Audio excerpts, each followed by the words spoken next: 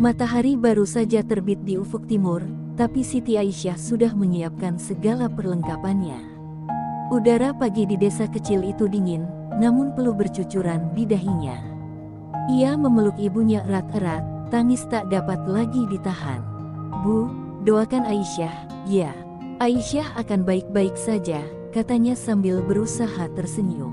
Ibunya hanya bisa mengangguk, sementara air mata tak henti mengalir. "Jaga dirimu, Le. Apapun yang terjadi, jangan pernah lupa sholat dan berdoa," pesan sang ibu dengan suara bergetar. Aisyah memutuskan menjadi TKW bukan karena ambisi, tapi karena kebutuhan. Ayahnya sudah lama sakit-sakitan, dan kedua adiknya masih kecil. Ladang sawah keluarga tak lagi mampu mencukupi kebutuhan sehari-hari. Saat seorang tetangga bercerita tentang peluang kerja di luar negeri, Aisyah merasa itu satu-satunya jalan keluar. Namun, hatinya diliputi keraguan. Ia mendengar banyak cerita buruk tentang TKW, tapi ia bertekad kuat untuk membantu keluarganya, apapun risikonya. Perjalanan menuju kota besar terasa begitu panjang. Ini kali pertama Aisyah meninggalkan desanya. Di dalam bas yang penuh sesak, ia merenung sambil memandang keluar jendela. Perasaan cemas dan takut menyelimutinya, tapi ia mencoba meyakinkan dirinya sendiri. "Aku pasti bisa melewati semua ini," gumamnya lirih. Namun, saat membayangkan kehidupan di negeri asing, jantungnya berdegup kencang. Bagaimana jika ia gagal? Bagaimana jika ia tak pernah bisa kembali ke rumah? Sesampainya di agen penyalur tenaga kerja, Aisyah menyadari bahwa hidupnya tak lagi sepenuhnya miliknya. Paspor dan dokumen-dokumen pentingnya diambil oleh pihak agen. Ia bersama puluhan wanita lain ditempatkan di sebuah asrama sempit, menunggu panggilan untuk diterbangkan ke negara tujuan. Malam-malamnya dipenuhi doa, namun juga tangis. "Gusti Allah, kuatkan hamba. Lindungi hamba dari segala mara bahaya," doanya dalam gelap. Hari keberangkatan akhirnya tiba. Dengan hati berdebar, Aisyah melangkahkan kakinya ke pesawat.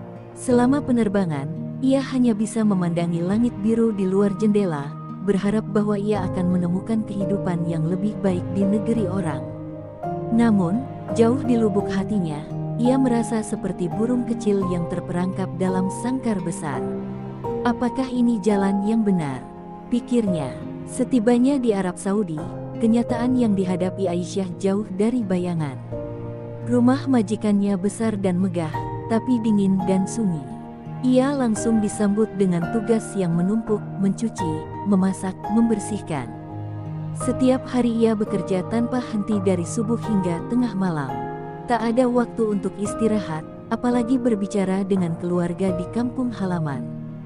Perintah dari istri majikannya seringkali disertai teriakan kasar, dan kesalahan kecil dihukum dengan tamparan. Di malam-malam sunyi, Aisyah seringkali menangis diam-diam di kamarnya yang sempit. "Apa ini harga yang harus kubayar untuk menyelamatkan keluargaku?" tanyanya pada dirinya sendiri. Ia ingin pulang, tapi tak tahu caranya. Paspor dan gajinya ditahan oleh majikan. Telepon pun tak diizinkan, kecuali atas seizin mereka. Dalam kesendirian itu, ia hanya bisa berpegang pada imannya. Allah tak akan memberi cobaan di luar kemampuan hambanya. Ia mencoba menguatkan hatinya. Namun, sebuah insiden mengubah segalanya. Pada suatu malam, saat seluruh rumah telah sunyi, majikan laki-laki masuk ke kamar Aisyah dengan maksud jahat. Aisyah yang ketakutan mencoba melawan, namun tenaganya tak sebanding. Dalam pergulatan itu, sebuah benda tajam terjatuh dari meja. Dalam kepanikan, Aisyah meraihnya dan mengayunkannya untuk membela diri. Ia tak tahu bahwa saat itu, hidupnya akan berubah selamanya. Majikannya tergeletak tak bernyawa di lantai, dan darah membasahi tangan Aisyah. Jeritan menggema di tengah malam yang sunyi. Aisyah terduduk di lantai. Dengan tangan berlumuran darah, tubuhnya gemetar. Majikannya tergeletak tak bernyawa di hadapannya, dengan mata terbuka lebar. Ia tak pernah bermaksud membunuh, hanya mencoba melindungi dirinya dari kehinaan. Tapi kini, segalanya terasa begitu gelap. Pintu kamar terbuka, dan istri majikan berdiri di ambang pintu. Ketika ia melihat tubuh suaminya, ia menjerit histeris, lalu menunjuk Aisyah dengan tatapan penuh kebencian. "Pembunuh, kau akan mati karena ini," bentaknya. Beberapa saat kemudian, polisi datang. Aisyah hanya bisa diam ketika borgol dikunci di tangannya. Air matanya mengalir deras, tapi tak satu pun kata bisa ia ucapkan. Ia dibawa ke kantor polisi dan diinterogasi selama berjam-jam tanpa penerjemah. Semua pertanyaan terdengar seperti tuduhan, semua jawaban Aisyah terasa sia-sia. Ia mencoba menjelaskan bahwa ia hanya membela diri, tapi wajah-wajah yang menginterogasinya tetap dingin. "Kau seorang pembunuh," kata salah satu petugas dengan tegas. Di penjara yang gelap dan sempit, Aisyah merasa seperti terjatuh ke dalam jurang tanpa dasar. Ia dikelilingi oleh wanita-wanita lain yang memandangnya dengan tatapan penuh curiga. Beberapa berbisik-bisik tentangnya, sebagian besar mengabaikannya. Malam-malamnya dipenuhi tangisan dan doa. "Ya Allah, jika ini hukuman untuk dosa-dosaku, aku pasrah. Tapi jika aku benar, tunjukkan jalan keluarku," bisiknya sambil memeluk lututnya. Hari demi hari berlalu, dan pengadilan pun digelar. Aisyah dibawa ke ruang sidang dengan tangan terborgol. Wajahnya pucat, tapi ia berusaha terlihat tegar. Namun, hatinya hancur ketika mendengar vonis hakim, hukuman mati. Dunia seakan runtuh di hadapannya. Ia menangis terseduh-seduh, memohon keadilan, tapi tak ada yang mendengarkan. Istri majikannya berdiri di sudut ruangan dengan senyum puas, sementara Aisyah merasa seluruh hidupnya telah diambil darinya. Berita vonis itu sampai ke Indonesia, membuat keluarganya terpukul. Ibunya pingsan setelah mendengar kabar tersebut, sementara adik-adiknya hanya bisa menangis. Warga desa yang mengenal Aisyah sebagai gadis baik hati merasa tidak percaya bahwa ia bisa melakukan hal seperti itu. Beberapa aktivis di Indonesia mulai bergerak untuk membantu Aisyah, mencoba mencari pengacara yang bisa mengajukan banding. Namun, waktu terasa begitu singkat. Eksekusi dijadwalkan hanya dalam beberapa bulan. Di dalam penjara, Aisyah mulai kehilangan harapan. Hari-harinya diisi dengan doa dan zikir, tapi ketakutan akan kematian selalu membayangi. Ia teringat wajah ibunya, senyuman adik-adiknya, dan kehangatan desanya. "Apakah aku akan mati di negeri ini, jauh dari keluargaku?" pikirnya. Ia mulai menulis surat-surat untuk keluarganya, mencoba mengungkapkan perasaannya. "Bu, maafkan Aisyah. Jika ini akhir hidup Aisyah, tolong jaga keluarga kita," tulisnya di salah satu surat. Namun, di tengah keterpurukannya, sesuatu yang tak terduga terjadi.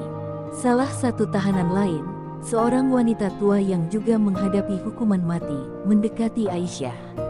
Wanita itu menatapnya dengan mata penuh kebijaksanaan.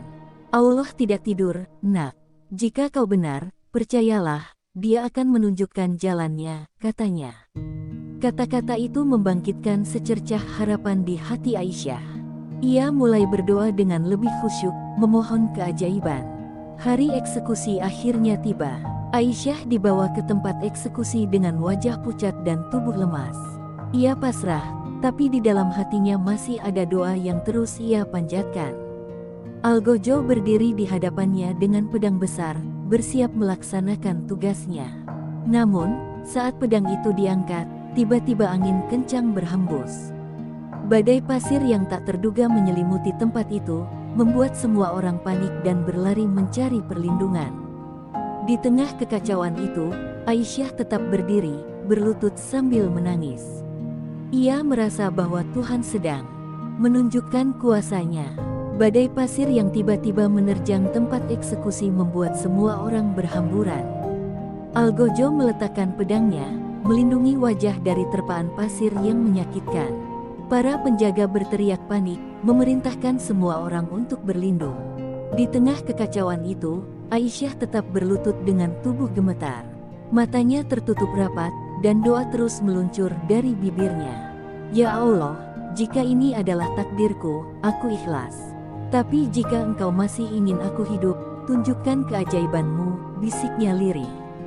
Saat badai mereda, suasana menjadi sunyi. Aisyah masih di tempatnya, terbungkus debu, tapi wajahnya kini basah oleh air mata. Algojo menatapnya dengan ragu, seperti kehilangan keberanian untuk melanjutkan eksekusi. Namun, seorang pejabat tinggi yang hadir di sana melangkah maju. Tunda eksekusi ini. Badai ini adalah tanda bahwa kita harus memikirkan kembali hukuman ini, katanya dengan suara tegas. Perintah itu mengejutkan semua orang, termasuk Aisyah, yang hanya bisa menatapnya dengan penuh rasa syukur. Aisyah dikembalikan ke penjara, tapi kali ini ada secercah harapan di hatinya. Berita tentang badai yang menghentikan eksekusi menyebar dengan cepat, memicu perbincangan di kalangan masyarakat Arab Saudi. Banyak yang mulai mempertanyakan apakah ini benar-benar kehendak Tuhan. Beberapa media lokal mulai meliput kisah Aisyah, mengungkap bahwa ia adalah seorang pembantu yang hanya membela diri. Perhatian publik perlahan bergeser, dan simpati mulai mengalir untuknya. Di Indonesia, kabar ini membawa harapan baru. Aktivis dan organisasi hak asasi manusia bergerak lebih cepat. Mereka menghubungi pengacara di Arab Saudi dan mulai mengumpulkan bukti untuk mengajukan banding. Seorang pengacara lokal yang terkenal karena keberaniannya mengambil kasus sulit menawarkan bantuan tanpa bayaran. Aku yakin dia tidak bersalah. Kita harus membuktikan bahwa ini bukan pembunuhan, tapi pembelaan diri, katanya. Pengacara itu mulai menggali informasi dan mencari saksi-saksi yang bisa memperkuat kasus Aisyah. Dari penyelidikan, ditemukan bahwa majikan laki-laki Aisyah memiliki riwayat kekerasan terhadap pekerja sebelumnya, tapi para korban tidak berani berbicara karena takut akan hukum dan pengaruh keluarga majikan. Salah satu pekerja yang pernah dipekerjakan oleh keluarga itu akhirnya memberanikan diri menjadi saksi. Dia sering mencoba melecehkan kami. Saya dipecat karena melawan, ungkapnya dalam wawancara dengan pengacara. Sidang banding digelar kembali, kali ini dengan lebih banyak perhatian dari media. Di ruang sidang, Aisyah berdiri dengan gemetar, tapi tatapannya tegas. Pengacara membela dengan argumen yang kuat, menunjukkan bukti dan kesaksian yang selama ini tak pernah terungkap. Suasana di dalam ruangan begitu tegang, terutama saat saksi utama dipanggil. Wanita itu bersaksi dengan suara bergetar, tapi penuh keyakinan. Aisyah tidak bersalah.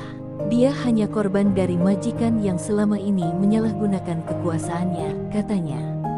Hakim terlihat bimbang. Vonis belum dikeluarkan, tapi atmosfer di ruang sidang sudah berubah. Aisyah merasa ada harapan, meskipun kecil. Malam itu, di dalam penjara, ia bersujud lebih lama dari biasanya. Ya Allah, jika ini adalah rencanamu, aku mohon tunjukkan kebenaran. Aku serahkan semuanya padamu, doanya dengan air mata mengalir deras. Hari yang menentukan akhirnya tiba. Hakim mengetuk palu dengan suara tegas, lalu mengumumkan keputusannya. Setelah mempertimbangkan bukti baru dan kesaksian yang telah diberikan, kami memutuskan bahwa terdakwa tidak bersalah atas tuduhan pembunuhan. Kasus ini dinyatakan sebagai pembelaan diri. Aisyah menangis terisak-isak, begitu pula pengacaranya. Para penonton bersorak, sementara istri majikan keluar dari ruang sidang dengan wajah penuh kemarahan. Aisyah menyadari keajaiban yang ia minta telah datang. Ia bebas, tapi perjuangannya masih belum selesai. Langit di atas bandara Jeddah tampak cerah, tapi hati Aisyah bergejolak. Setelah bertahun-tahun di negeri asing, ia akhirnya melangkahkan kakinya menuju kebebasan. Namun, kebebasan itu tak datang tanpa harga. Tubuhnya lemah setelah melewati cobaan berat di penjara, dan pikirannya penuh trauma.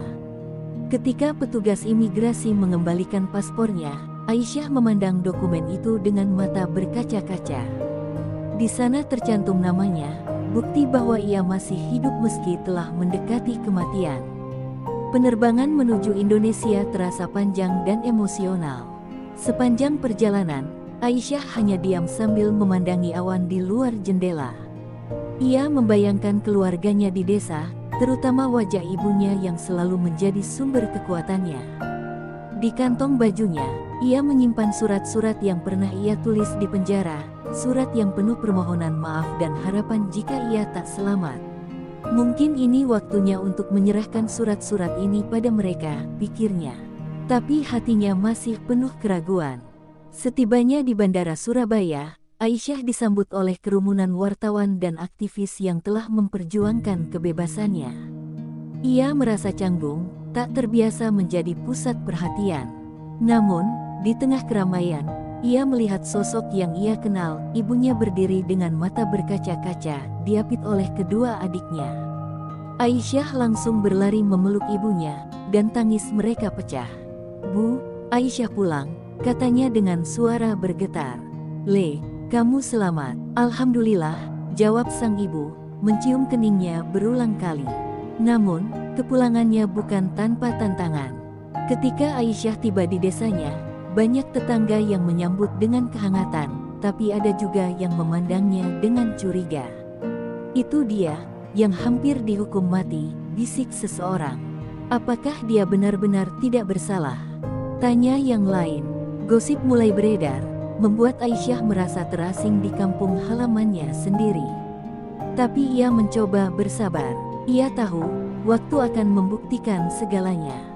Malam-malam Aisyah di rumah kembali diisi doa, seperti saat ia di penjara. Namun, kini ada mimpi buruk yang sering menghantuinya. Ia terbangun dengan keringat dingin, teringat wajah majikan yang ia bunuh untuk mempertahankan diri. "Ya Allah, apakah aku akan selalu hidup dengan bayangan ini?" tanyanya dalam hati. Ibunya yang menyadari kondisi Aisyah sering memeluknya erat dan membacakan ayat-ayat Al-Quran untuk menenangkannya. "Kamu sudah melakukan yang terbaik, Le. Tuhan yang tahu isi hatimu," kata ibunya. Suatu hari, Aisyah diajak oleh salah satu aktivis yang membantunya untuk berbagi kisah di sebuah seminar. Awalnya, ia menolak. "Aku tidak kuat mengingat semua itu," katanya. Tapi aktivis itu meyakinkannya. "Cerita kamu bisa menyelamatkan banyak TKW lain. Mereka perlu tahu bahwa mereka tidak sendiri." Dengan ragu, Aisyah akhirnya setuju. Di depan panggung sederhana, ia mulai berbicara dengan suara bergetar. "Nama saya Siti Aisyah, dan saya adalah seorang penyintas." Kisah Aisyah mengguncang hati banyak orang. Ia menceritakan penderitaannya sebagai TKW, bagaimana ia diperlakukan tidak manusiawi, dan bagaimana ia hampir kehilangan nyawanya karena membela diri. Banyak wanita yang mendengar ceritanya menangis, terutama para keluarga TKW yang sedang bekerja di luar negeri. "Kita harus melindungi saudara-saudara kita yang mencari nafkah di negeri orang," kata Aisyah di akhir pidatonya.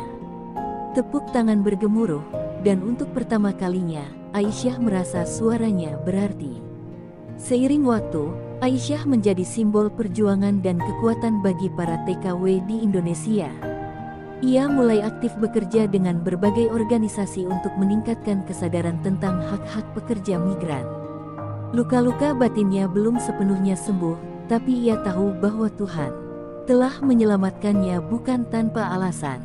"Hidupku adalah pelajaran, dan aku akan menggunakan itu untuk kebaikan," katanya dalam hati. Hari-hari Aisyah kini dipenuhi dengan kegiatan membantu sesama. Ia sering diundang ke berbagai kota untuk berbicara tentang perjuangannya sebagai TKW. Di setiap seminar, ia berdiri di depan ratusan orang dengan suara bergetar namun penuh keyakinan. Namun, di balik senyumnya yang tulus, ada luka yang tak terlihat. Setiap kali ia bercerita, ia merasa seperti membuka kembali pintu kenangan kelam yang ingin ia lupakan. Bayangan penjara, jeritan majikan, dan vonis hukuman mati terus menghantuinya.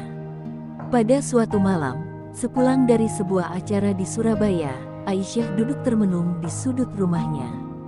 Ibunya menghampiri, membawa secangkir teh hangat. "Le, kamu terlihat capek sekali. Kalau memang tidak kuat, berhenti saja," kata ibunya lembut. Aisyah tersenyum kecil, lalu menggeleng.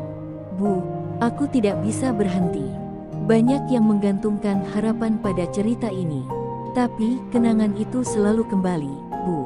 Aku merasa seperti belum benar-benar bebas," jawabnya dengan suara lirih. Malam itu, Aisyah kembali bermimpi buruk. Ia terbangun dengan tubuh gemetar dan napas tersengal. Dalam mimpinya, ia melihat majikannya berdiri di ujung kamar, memandangnya dengan penuh kebencian. "Kau pencabut nyawa," suara itu menggema dalam benaknya. Aisyah memegang kepala, berusaha menenangkan diri. Ketika ibunya masuk ke kamar, ia langsung memeluk Aisyah erat-erat. "Nak, kamu harus kuat. Semua ini hanya ujian dari Tuhan," katanya, sambil membacakan doa untuk menenangkan anaknya. Meski dihantui trauma, Aisyah tetap melanjutkan perjuangannya. Namun, tekanan mental yang terus ia rasakan mulai memengaruhi kesehatannya. Suatu hari, saat memberikan ceramah di sebuah acara, ia tiba-tiba pingsan di tengah pidato. Para peserta panik, dan ia segera dilarikan ke rumah sakit. Dokter mendiagnosisnya mengalami kelelahan dan stres berat. "Kamu harus istirahat, jangan terlalu memaksakan diri," kata dokter dengan tegas. Selama masa pemulihan, Aisyah memutuskan untuk kembali fokus pada dirinya sendiri. Ia mulai menjalani terapi untuk mengatasi trauma yang selama ini ia pendam. Setiap sesi terasa seperti menghadapi mimpi buruk secara langsung, tapi ia tahu itu adalah bagian dari proses penyembuhan. Sang terapis membimbingnya untuk memaafkan dirinya sendiri. "Kamu bertahan hidup karena kamu membela diri. Itu bukan dosa. Tuhan sudah membebaskanmu, kini saatnya kamu membebaskan dirimu sendiri," kata sang terapis. Proses itu tidak mudah. Aisyah sering menangis dalam perjalanan pulang dari sesi terapi, merasa kosong dan lelah. Tapi perlahan, ia mulai merasakan perubahan. Doa yang ia panjatkan setiap malam terasa lebih tenang. Ia belajar memaafkan takdirnya, meski bekas luka di hatinya belum sepenuhnya hilang. "Aku selamat bukan untuk terus terjebak di masa lalu. Aku selamat untuk menjalani hidup yang lebih baik," pikirnya. Suatu hari, sebuah surat tiba dari salah satu wanita yang mendengar kisah Aisyah di seminar. "Mbak Aisyah, terima kasih sudah berbagi cerita. Karena keberanian Mbak, saya memutuskan untuk melaporkan majikan saya yang kejam. Saya sekarang bebas, dan itu semua berkat Mbak," tulis wanita itu. Surat itu membuat Aisyah menangis. Ia sadar, perjuangannya telah memberikan harapan bagi orang lain. Luka-lukanya mungkin masih ada, tapi ia tahu bahwa hidupnya kini punya tujuan yang lebih besar. Bab 5 ditutup dengan Aisyah yang memandang langit malam dari beranda rumahnya. Ia mengingat badai pasir yang dulu menghentikan pedang Algojo, tanda kebesaran Tuhan yang menyelamatkannya. "Terima kasih, ya Allah. Aku akan terus berjalan, meski langkahku belum sempurna," bisiknya dalam doa. Hatinya terasa lebih ringan, dan ia tahu perjalanan hidupnya masih panjang, penuh dengan kemungkinan baru. Pagi itu, Aisyah melangkah keluar rumah dengan perasaan campur aduk. Ia baru saja menerima kabar bahwa salah satu mantan TKW, Sari, sedang menghadapi ancaman serupa di Arab Saudi. Sari dituduh mencuri barang majikannya, dan hukumannya bisa berujung pada potong tangan atau hukuman mati. Mendengar kabar itu, hati Aisyah seperti diremas. Kenangan tentang vonis mati dan jeruji penjara kembali menghantamnya, tapi ia tahu ia tak bisa berdiam diri. "Aku harus membantunya. Aku pernah ada di posisi itu," katanya dengan suara mantap. Aisyah segera menghubungi jaringan aktivis dan pengacara yang dulu membantunya. Bersama mereka, ia mulai menggalang dukungan untuk membebaskan Sari. Setiap malam ia bergelut dengan dokumen-dokumen kasus dan panggilan telepon, mengorbankan waktu istirahatnya. Ibunya sering mengingatkannya untuk menjaga kesehatan, tapi Aisyah hanya tersenyum kecil. "Bu, aku tidak bisa membiarkan dia sendirian. Kalau aku selamat, dia juga harus selamat," katanya sambil memeluk ibunya. Proses membela Sari penuh tantangan. Bukti-bukti yang memberatkan begitu kuat, dan keluarga majikan Sari bersikeras menuntut hukuman berat. Aisyah merasakan tekanan yang luar biasa, tapi ia tak menyerah. Ia teringat pesan terapisnya, "Trauma bisa menjadi kekuatan jika kamu tahu bagaimana mengendalikannya." Aisyah mengubah ketakutannya menjadi bahan bakar untuk terus berjuang. Ia mulai menghubungi media, berharap cerita Sari bisa menggugah simpati publik, seperti yang dulu terjadi pada dirinya. Namun, tekanan semakin berat ketika sebuah surat ancaman tiba di rumahnya. Surat itu berisi peringatan agar Aisyah berhenti mengadvokasi kasus Sari, atau ia akan menghadapi konsekuensi. Surat itu membuat ibunya menangis ketakutan. "Le, kenapa kamu harus melibatkan dirimu lagi? Jangan sampai mereka mencelakakanmu," kata ibunya dengan cemas. Aisyah hanya menggenggam tangan ibunya erat. "Bu, kalau aku mundur, siapa lagi yang akan membantu Sari? Aku tidak bisa membiarkan ketakutan ini menang," jawabnya tegas. Beberapa hari kemudian, Aisyah diundang ke sebuah acara televisi nasional untuk membahas kasus Sari. Di depan kamera, ia menceritakan pengalaman pribadinya, lalu menghubungkannya dengan nasib Sari. "Tidak ada yang memilih untuk menjadi TKW karena ingin menderita. Kami hanya ingin menghidupi keluarga. Tapi jika keadilan tidak berpihak pada mereka yang lemah, siapa lagi yang akan membela kami?" katanya dengan mata berkaca-kaca.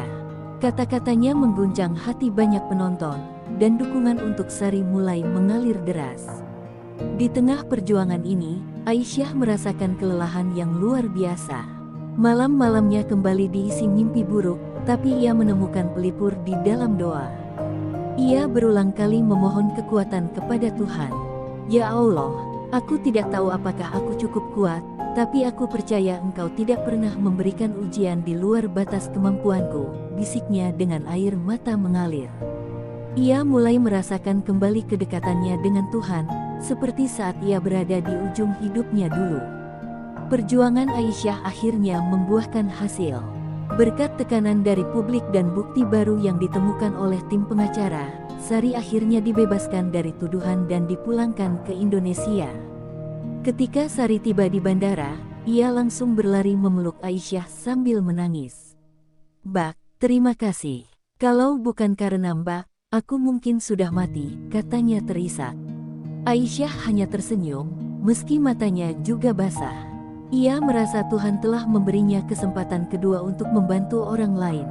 Bab 6 berakhir dengan Aisyah yang kembali ke desanya, disambut dengan lebih banyak rasa hormat dan cinta dari masyarakat. Ia duduk di beranda rumah, menatap langit malam yang penuh bintang. Kali ini, hatinya terasa lebih tenang. "Mungkin ini alasanku selamat dari hukuman mati dulu. Aku hidup untuk membantu mereka yang tak bisa bersuara," pikirnya. Dalam diam, ia merasa Tuhan sedang membimbing langkahnya menuju tujuan yang lebih besar. Nama Aisyah semakin dikenal di berbagai kalangan sebagai pembela hak-hak pekerja migran. Banyak yang datang meminta nasihat dan pertolongannya, dari keluarga TKW hingga organisasi sosial. Namun, di tengah apresiasi yang ia terima, Aisyah merasa ada jarak yang semakin lebar antara dirinya dan kehidupannya sendiri. Ia mulai kehilangan waktu untuk keluarganya, terutama ibunya yang semakin tua. "Le, kapan kamu akan punya waktu untuk dirimu sendiri?" tanya ibunya suatu malam. Aisyah hanya terdiam, lalu tersenyum kecil. "Nanti, Bu, masih banyak yang harus aku selesaikan," jawabnya lirih. Namun, waktu tak menunggu siapapun. Suatu pagi, ibunya jatuh sakit.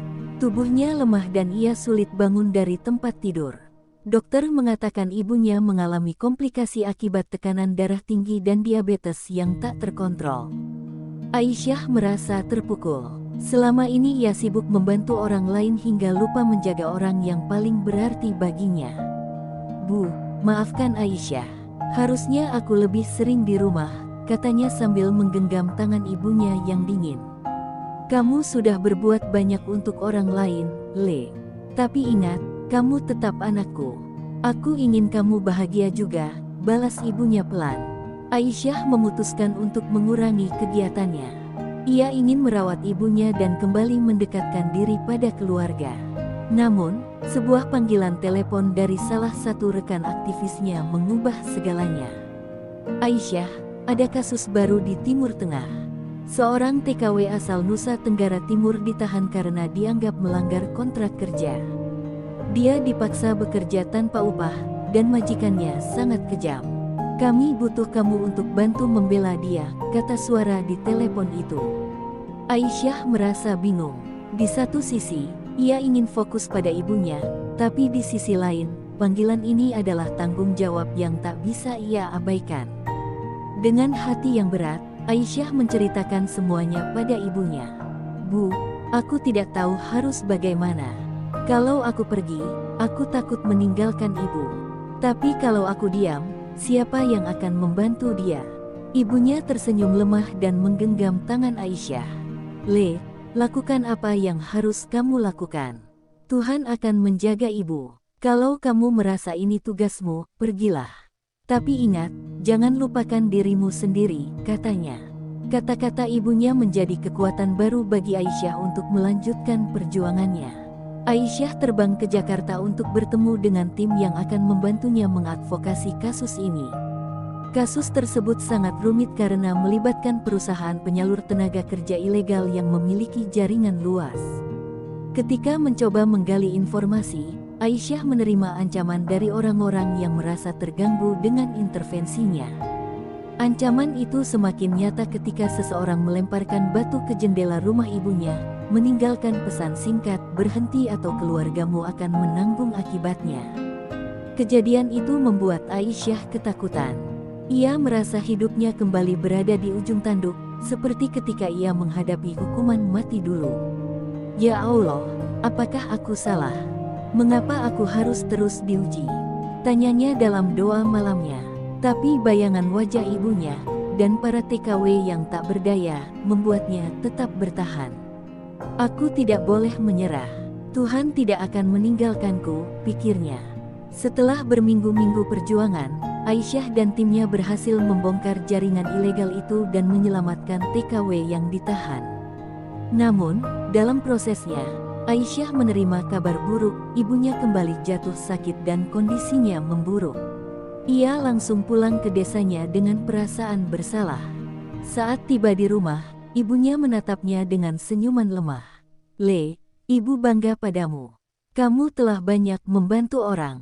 Tapi sekarang, izinkan ibu beristirahat, katanya dengan suara yang hampir tak terdengar. Hari itu, Aisyah kehilangan ibunya. Tangisnya pecah di hadapan jenazah sang ibu, diiringi doa-doa dari kerabat dan tetangga.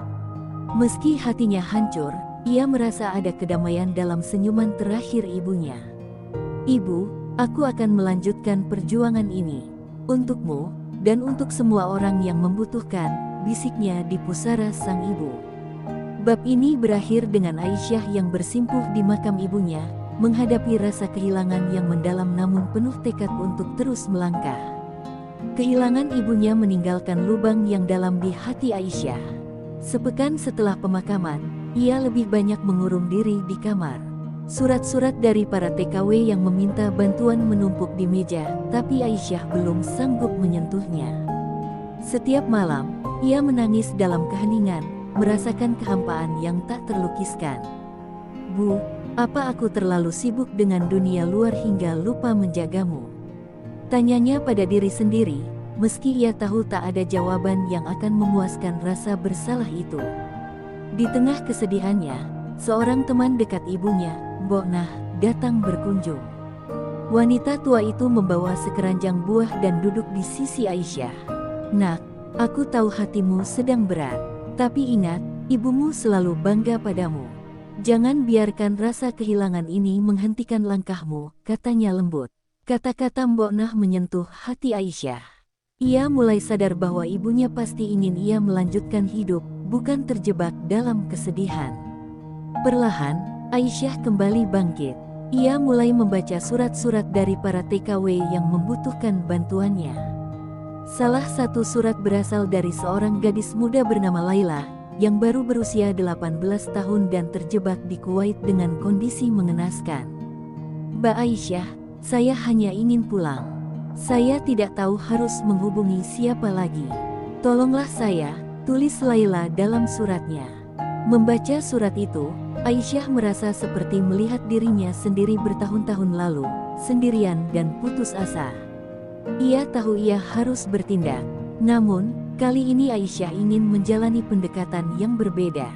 Ia menyadari bahwa perjuangannya selama ini bersifat reaktif, membantu satu persatu kasus tanpa mengatasi akar masalahnya. Ia mulai merancang rencana besar untuk mendirikan sebuah lembaga resmi yang fokus pada perlindungan pekerja migran, dari pelatihan prakeberangkatan hingga pendampingan hukum. Aku ingin memastikan tidak ada lagi yang mengalami apa yang aku alami, pikirnya. Mendirikan lembaga itu bukan perkara mudah. Aisyah menghadapi banyak rintangan, termasuk kekurangan dana dan skeptisisme dari beberapa pihak. Kamu yakin bisa? Perjuanganmu sudah berat, dan sekarang kamu ingin memikul beban lebih besar.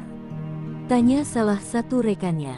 Tapi Aisyah tak gentar. Kalau aku tidak mulai sekarang, kapan lagi? Kalau bukan kita, siapa lagi yang peduli? Jawabnya tegas. Dukungan pun mulai berdatangan dari berbagai pihak, termasuk organisasi yang pernah membantunya dulu.